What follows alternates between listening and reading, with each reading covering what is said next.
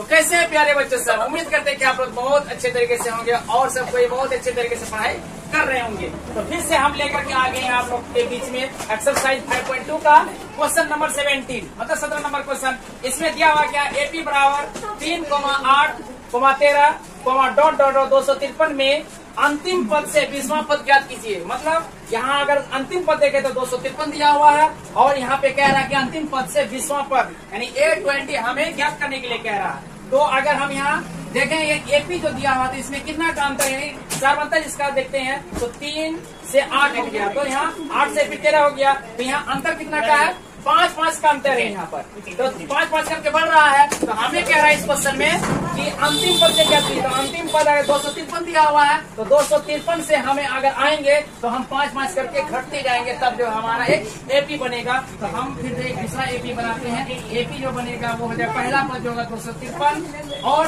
जिसका दूसरा पद होगा इसमें 253 में 5 को माइनस कर देंगे, मतलब 5 को घटा देंगे, तो यहाँ पे क्या हो जाएगा 248। फिर अगर 248 में 5 को घटा देंगे तो यहाँ पे फिर कितना हो जाएगा 243।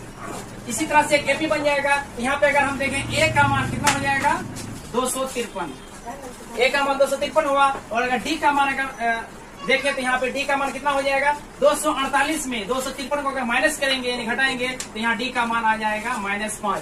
तो ए का मान 253 और डी का मान -5। तो अब हम लोग 20वां पद ज्ञात करेंगे। तो आइए हम लोग 20वां पद को क्या लिख सकते हैं, ए 20 को लिख सकते हैं a + 19d, इतना लिख दिए। तो ए का मान है प्यारे बच्चों 253, तो यहाँ लिख देंगे 253 और यहाँ प्लस है तो प्लस दे देंगे, और यहाँ 19 है ना तो 19 ही रहेगा। और डी का मान है -5, तो 19 गुना -5 करेंगे तो देखिए क्या हो जाएगा 253 है यहाँ पर, तो 253 लिखना।